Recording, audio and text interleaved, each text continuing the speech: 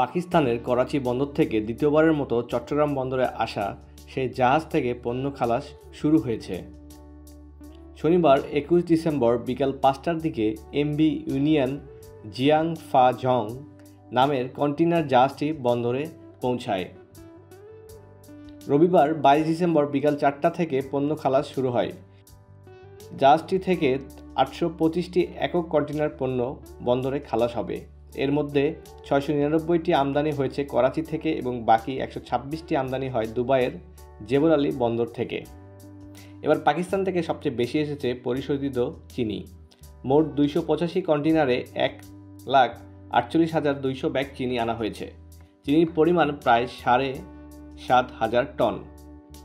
চিনিগুলো এনেছে খাদ্য প্রক্রিয়াজাত শিল্প গ্রুপ, প্রাণ RFL, Shehzad food products, Savoy ice cream কারখানা এবং ব্রডওয়ে ইন্টারন্যাশনাল। চিনির পর পাকিস্তান থেকে সবচেয়ে বেশি আনা হয়েছে ডলোমাইট। ডলোমাইট আমদানি হয়েছে 171 কন্টেইনারে।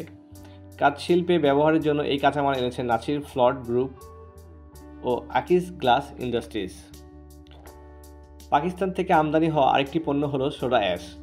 এই পণ্য আমদানি হয়েছে 138 কন্টেইনারে।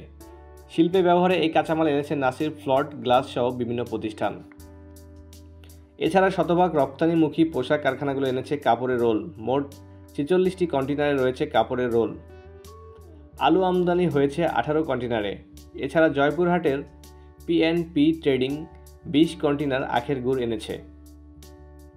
এসব পণ্যের পাশাপাশি পুরনো লোহার টুকরা, রেজিন, 3 পিস ইত্যাদি পণ্য এসেছে পাকিস্তান থেকে। সংযুক্ত আরব আমিরাত থেকে আনা হয়েছে খাদ্যপণ্য, খেজুর, লুব অয়েল ও যন্ত্রাংশ ইত্যাদি। পাকিস্তানের পাশাপাশি আমিরাত থেকেও 10 কন্টেইনার চিনি আমদানি হয়েছে।